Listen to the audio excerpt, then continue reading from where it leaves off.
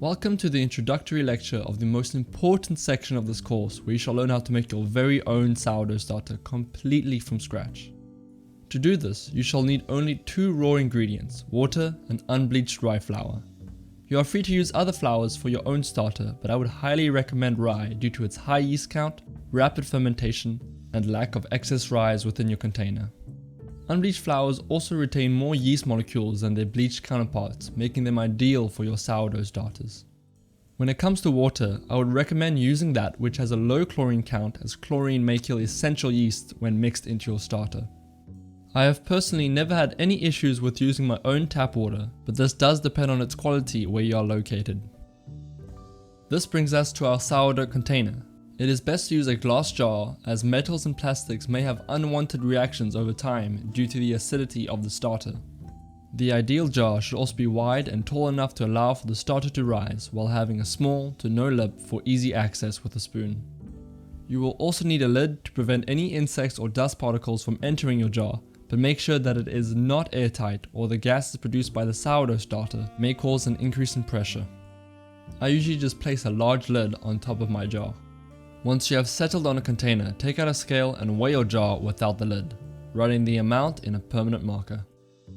This is an extremely important step, as you will need to subtract the amount from your scale readings in the following days. At this point, you may also date and name your sourdough starter to better keep track of its progress.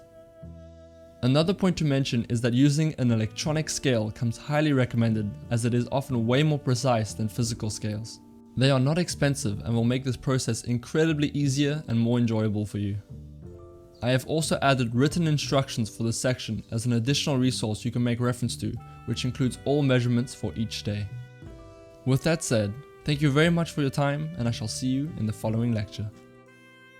Welcome to the first day of making your very own sourdough starter. In your selected jar, add 50 grams or 0.11 pounds of unbleached rye flour and 80 grams or 0.17 pounds of lukewarm water. Mix thoroughly until fully incorporated, and then cover your jar with an unsealed lid. It is best to keep your sourdough starter away from direct sunlight and at 25 degrees Celsius or 77 degrees Fahrenheit. This creates the best environment for the yeast organisms present in your starter to develop without under or over maturing. When fermented or matured yeasts are mixed in with your dough, they convert your dough's natural sugars into gases such as carbon dioxide, which in turn causes your dough to rise.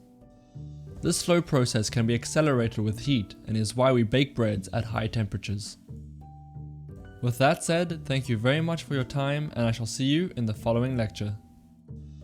Welcome to the third lecture of this section and the second day of making your very own sourdough starter. At this point, you may begin to see some bubbles forming within your starter, which is a very good sign of yeast activity. If you do not see any, however, do not worry, as it may take an additional day or 2 to activate. Begin by removing 80 grams or 0.18 pounds of sourdough starter from your jar. You know you have removed the right amount when your scale only reads 50 grams or 0.11 pounds above the weight of your jar. Now add 50 grams or 0.11 pounds of rye flour, and this time only 70 grams or 0.15 pounds of water. Be sure to mix until fully incorporated, and then put it aside until tomorrow. Matured yeast within your sourdough starter feeds off the nutrients in the added flour while also developing its inactive yeast organisms. An excess of matured yeast, however, means there are not enough nutrients in the added flour for the entire yeast culture to feed off of. This is why we must remove a large percentage of active or mature starter every time we wish to feed or refresh it. With that said, I hope you have enjoyed this lecture, and I shall see you tomorrow for the next one. Welcome to the fourth lecture in this section and third day of making your own sourdough starter. These steps should be repeated for the following 3 days up to day 7. You should now begin to see increased activity in your sourdough starter. If not, you may need to slightly increase the temperature in which you leave your jar. Now begin by removing enough of your mature sourdough starter so that you're only left with 50 grams or 0.11 pounds of starter. This is why it was important for you to mark the weight of your jar, as it may be difficult to remember how much to remove from your scale reading. Once that is complete, replenish your sourdough starter with 50 grams or 0.11 pounds of rye flour, as well as water. Be sure to mix until fully incorporated and remember to repeat this process for the following 3 days. Thank you very much for your time, and I shall see you in the following lecture on day 7. Welcome to the final lecture of this section, and congratulations for taking the first step in your sourdough baking journey. Your starter should now be 7 days old and be showing signs of high activity. The following measurements are what I use to maintain my own sourdough starter that is now over a year old on a daily basis. Begin by retaining 30 grams or 0.066 pounds of your starter and throwing the excess away. Then, add 50 grams or 0.11 pounds of rye flour as well as water to your sourdough jar and mix thoroughly. These are the amounts I would recommend you refresh your starter with every day or two when not in use. You could also slow down or increase the speed of the maturing process by altering the temperature that the starter sits in. Yeast organisms are less active at low heat, meaning your starter will mature a lot slower but can stay unfed for longer periods of time without dying. At high temperatures, however, the yeast organisms are extremely active, feeding off starches and sugars present in the flour at an incredible rate.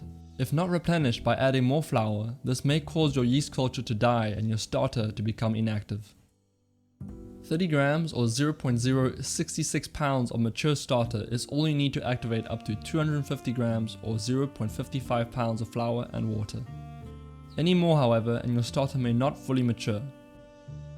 One final element of using your starter to note is that you should always prepare at least 30 grams or 0.066 pounds of additional starter than the recipe calls for, or you may end up using all of your available starter without being able to replenish it. And that concludes this section. If you have any questions, feel free to ask, as I do remember it being a little confusing when I made my first starter, so I will try my best to clear up any issues that you may have. Do also note that the specific ingredient measurements for this section are in a written PDF as an additional resource for quick and easy reference. I am sure you are very excited to try out your first recipe using your very own sourdough starter, which is why the following section is ideal for beginners, the sourdough bagel. Thank you very much for your time, and I shall see you in the following lecture.